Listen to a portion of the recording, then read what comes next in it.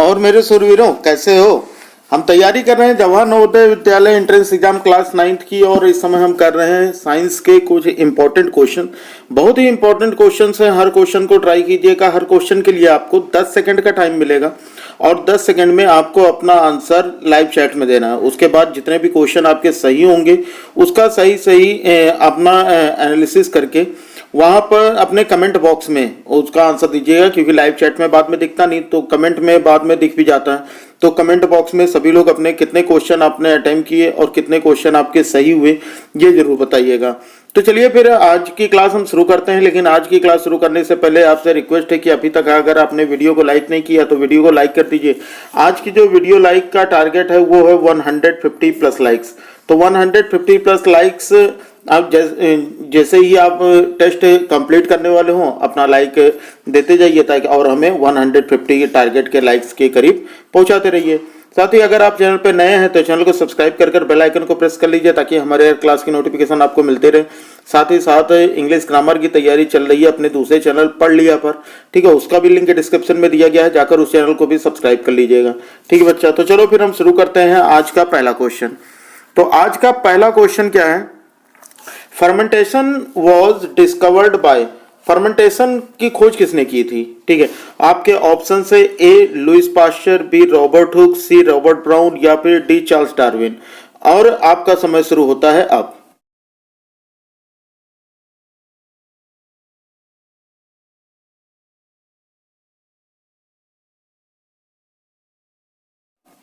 तो भाई बिल्कुल आपका जवाब बिल्कुल सही था। तो यहाँ पर ए ऑप्शन जो है वो बिल्कुल सही है। फर्मेंटेशन की जो डिस्कवरी थी वो की थी लुइस पास्चर ने। कब किया था? 1857 में। कब किया था? 1857 में लुइस पास्चर ने किसकी डिस्कवरी की थी? फर्मेंटेशन की। रॉबर्ट हुक किस काम के थे? रॉबर्ट हुक ने क्या किया था? रॉबर्ट हुक ने 1665 में किसकी खोज की थी? सेल की। ठीक है, किसकी खोज की थी? सेल की। रॉबर्ट ब्राउन की अगर हम बात करें तो रॉबर्ट ब्राउन ने 1831 में, क्या 1831 में न्यूक्लियस की खोज की थी। किसकी? न्यूक्लियस की। ठीक है, और चार्ल्स डार्विन ने इन्होंने क्या खोजा था? इन्होंने डेवलपमेंट ऑफ ह्यूमन, है ना, डेवलपमेंट ऑफ, इन्होंने क्या किया था कि मतलब जो क्रम विकास होता है ना, एवोल्यूशन, ठीक है, एवोल्यूशन की खोज की थी। एवोल्यूशन थ्योरी इन्होंने दी थी चार्ल्स डार्विन ने। ठीक है, चलो पहला क्वेश्चन तो हो गया हमारा। दूसरा क्वेश्चन हम देखते हैं। सेकंड क्वेश्चन हमारा, सेकंड क्वेश्चन दिया गया है द फर्स्ट एंटीबायोटिक्स वॉज। पहला एंटीबायोटिक्स कौन था? First antibiotics was A penicillin, B streptomycin, C tetracycline, ठीक है, साइक्लिन, या फिर डी इरिथोमाइसिन। और आपका समय शुरू होता है अब।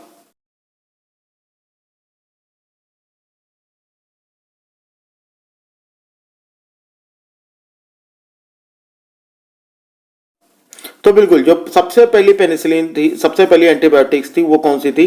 पेनिसिलिन थी। तो यहां पर हमारा ऑप्शन ए जो होगा ये बिल्कुल करेक्ट होगा। चलो भाई अगला क्वेश्चन देख लेते हैं।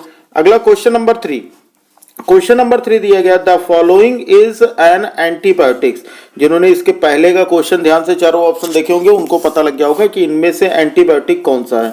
ऑप्शन ए है सोडियम बाइकार्बोनेट, बी है स्टेप्टोमाइसिन, सी है अल्कोहल, या फिर डी है ईस्ट। चलिए इसमें आपको बताना है कि इनमें से कौन सा एंटीबायोटिक है और आपका समय शुरू होता है अब।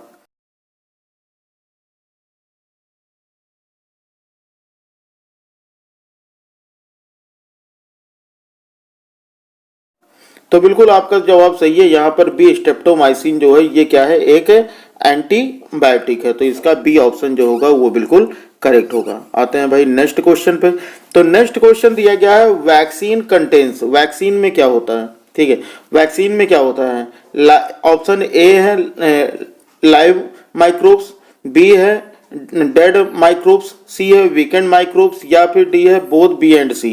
वैक्सीन क्या होते हैं, है ना, मतलब वैक्सीन में क्या होता है, कौन से माइक्रोब्स होते हैं? लिविंग माइक्रोब्स होते हैं या डेड माइक्रोब्स होते हैं, या सी वीकेंड माइक्रोब्स होते हैं, या डी बी एंड सी दोनों होते हैं। ठीक है, तो आपका समय शुरू होता है अब।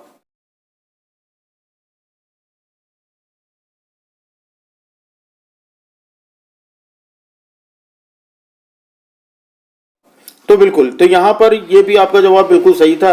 इसमें डी और बी दोनों, बी और सी दोनों होते हैं, इसलिए डी ऑप्शन जो होगा ये करेक्ट होगा। वैक्सीन जो होते हैं इसमें डेड और वीकेंड माइक्रोब्स होते हैं। वैक्सीन का काम क्या होता है? वैक्सीन का काम ये होता है कि ये हमारे बॉडी में क्या करते हैं, एंटीजन बनाते हैं, जिसकी वजह से हमारा बॉडी जो होता है है ना, तो ये हमारी बॉडी से क्या करता है, ये हमारी बॉडी से लड़ सकता है, ठीक है ना। तो एंटीबॉडी बनाते हैं, तो एंटीबॉडी से क्या होता है, एंटीबॉडी से एंटीबॉडी जो होते हैं वो जब जिस भी बीमारी के लिए, जिस भी डिजीज के लिए वैक्सीन हमें लगाया गया है, जब फ्यूचर में कभी भी वो वायरस हमारे बॉडी के अंदर आएगा, ये तुरंत एक्टिवेट होके हमको बीमार होने के पहले ही उसको मार देता है, ठीक है। चलो भाई, तो हमारा क्वेश्चन नंबर 5 देखते हैं। क्वेश्चन नंबर 5 क्या दिया है, vaccines provide immunity by producing. अभी मैंने इसके पहले आपको बता दिया कि वैक्सीन जो है वो इम्यूनिटी प्रोवाइड कराता है, मतलब क्या प्रोड्यूस करते हैं, ए एंटीजेंस, बी एंटीबॉडीज, सी पैथोजेंस, या फिर डी नन ऑफ दीज। और आपका समय शुरू होता है अब।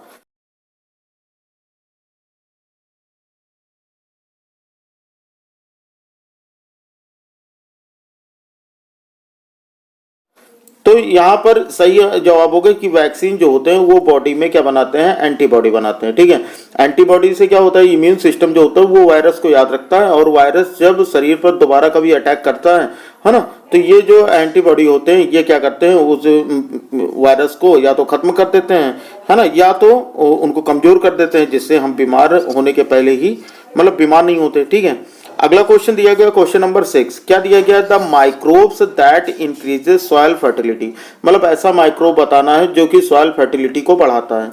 आपके ऑप्शंस क्या है, ऑप्शन है ए राइजोबियम, बी लैक्टोबैसिलस, सी है ईस्ट, या फिर डी है स्ट्रेप्टोकोकस। चलिए, तो इसमें से आपको ये बताना है कि इनमें से कौन सा बैक्टीरिया है, कौन सा माइक्रोब है, बैक्टीरिया यानी माइक्रोब है जो कि सॉइल फर्टिलिटी को बढ़ाता है, ठीक है। आपका समय शुरू होता है अब।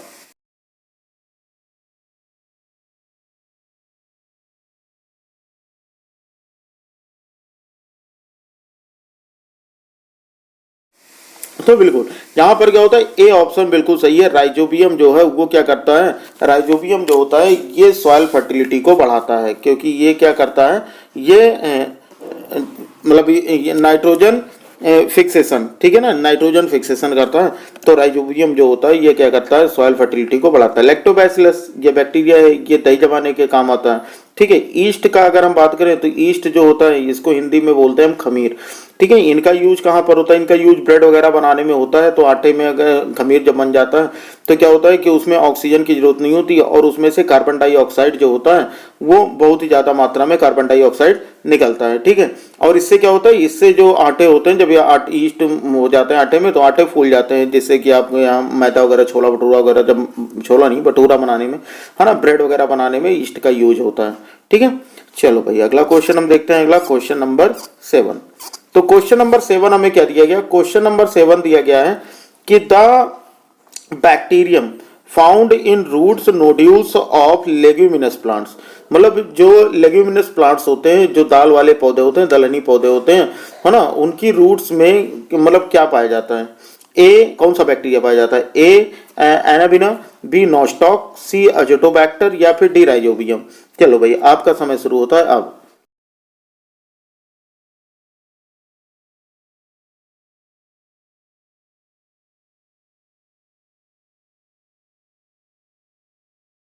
तो बिल्कुल, तो यहाँ पर इसके पहले हम लोगों ने देखा था कि जो राइजोबियम होता है वो क्या करता है, नाइट्रोजन फिक्सेशन करता है, जिसकी वजह से सॉइल फर्टिलिटी बढ़ती है। तो यही राइजोबियम ही है जो कि लेग्यूमिनस प्लांट्स के रूट के नोडल्स में पाया जाता है, ठीक है। तो ये भी क्या है, बैक्टीरिया, ठीक है। अगला क्वेश्चन देखते हैं, क्वेश्चन नंबर 8। क्वेश्चन नंबर 8 हमारा क्या दिया गया कि the nitrogen fixing blue green algae is और आर। तो इसमें बताना है नाइट्रोजन फिक्सिंग में कौन सा ब्लू ग्रीन एल्गी होता है। तो आपके ऑप्शन से अजोटोबैक्टर, बी नोस्टॉक, सी एनाबिना, या फिर डी है बी एंड सी।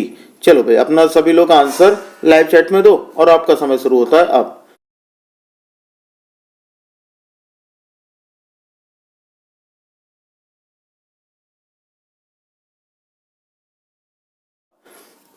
तो देखो भाई, यहाँ पर जो एजेटोबैक्टर है ये क्या है, एक बैक्टीरिया है, ठीक है। और यहाँ बी और सी हमारे क्या है, ये ब्लू ग्रीन एल्गी हैं। तो इसका मतलब नाइट्रोजन फिक्सिंग में बी और सी यानी कि डी ऑप्शन बिल्कुल सही होगा, बी एंड सी। ठीक है, नॉस्टॉक एंड एनाबिना जो होता है नाइट्रोजन फिक्सिंग में, ये ऐसे ब्लू ग्रीन एल्गी हैं जो नाइट्रोजन फिक्सिंग करते हैं।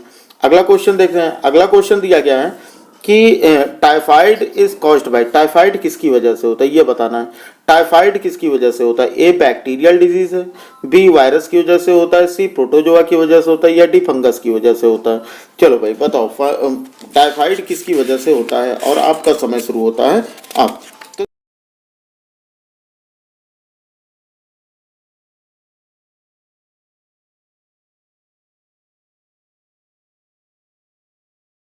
तो देखो भाई टाइफाइड जो होता है ये किसकी वजह से होता है? ये बैक्टीरिया की वजह से होता है, और बैक्टीरिया की वजह से। तो इसका मतलब ए ऑप्शन जो होगा ये बिल्कुल करेक्ट होगा। टाइफाइड किसकी वजह से होता है? बैक्टीरिया की वजह से होता है। इसका मोड ऑफ ट्रांसमिशन क्या होता है? इसका मोड ऑफ ट्रांसमिशन वाटर होता है। ठीक है, इसका और इससे बचने के तरीके क्या होते हैं कि भैया खुद की साफ सफाई पर मतलब maintain personal hygiene and good sanitary habits. ठीक है, वायरस की अगर हम बात करें तो वायरल डिजीज कौन सी है? वायरस से भैया स्वाइन फ्लू हो जाता है, बर्ड फ्लू होता है ना, और जैसे पोलियो हो गया, या चिकन पॉक्स हो गया, या मीजल्स हो गया, ये सब बीमारियां क्या होती हैं? वायरस से होती हैं। ठीक है, तो वायरस से पोलियो कई बार एग्जाम में पूछा गया है। ये 2012 में मैंने बीएड एंट्रेंस एग्जाम दिया था, उसमें भी पूछा गया था कि मतलब पोलियो किसकी वजह से होता है। तो पोलियो जो होता है ये किसकी वजह से होता है? तो पोलियो वायरस की वजह से होता है। ठीक है, चलो भाई इतनी बात समझ में सभी को आ गई होगी। आगे बढ़ते हैं भाई, अगला क्वेश्चन देखते हैं। अगला क्वेश्चन आता है कि which of the following is viral disease, इनमें से कौन सा एक वायरल डिजीज है? जिन्होंने इसके पहले के क्वेश्चन ध्यान से सुने होंगे उनको पता लग गया होगा कि इनमें से कौन सा वायरल डिजीज है। और चलो आपके ऑप्शन है ए टाइफाइड, बी पोलियो, सी टीबी, या फिर डी लेप्रोसी। ठीक है, तो इनमें से कौन सा वायरल डिजीज है? चलो अपने आंसर लाइव चैट में दो और आपका समय शुरू होता है अब।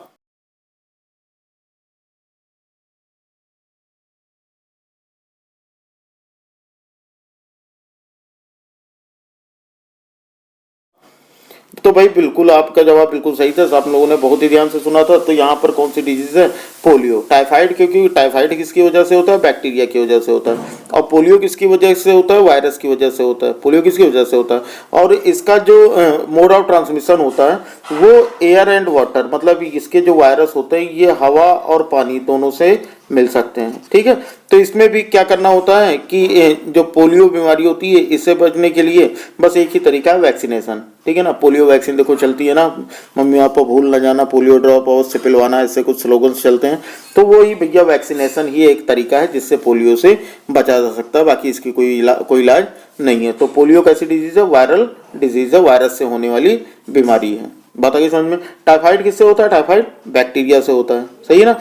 टाइफाइड किसकी वजह से होता है? टाइफाइड बैक्टीरिया से। टीबी किसकी वजह से होता है? टीबी भी बैक्टीरिया की वजह से होता है। टीबी भी किसकी वजह से होता है? बैक्टीरिया की वजह से ये बीमारियां होती हैं।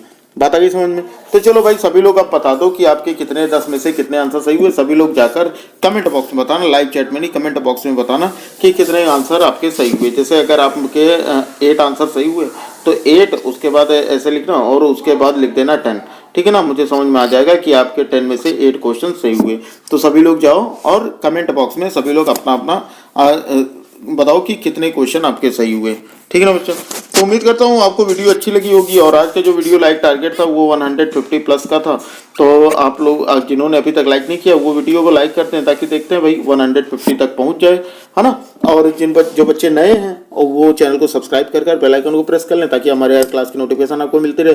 साथ ही साथ क्लास 9th की मैथ्स मतलब 6 to 10th की मैथ अपने दूसरे चैनल पढ़ लिया पर अप्रैल से नया बैच शुरू होगा, तो जाकर उसे भी सब्सक्राइब कर लेना। और वहाँ पर इंग्लिश ग्रामर की भी क्लास चल रही है आपके नवोदय एग्जाम के लिए। ठीक है, तो उसे ज्वाइन करना बिल्कुल ना भूलें, सारी चीज़ें फ्री ऑफ कॉस्ट हैं। चलो फिर पढ़ते रहो, कर तो लिया होगा सब कुछ। तो मिलते हैं अगली क्लास में, तब तक के लिए जय हिंद, वंदे मातरम।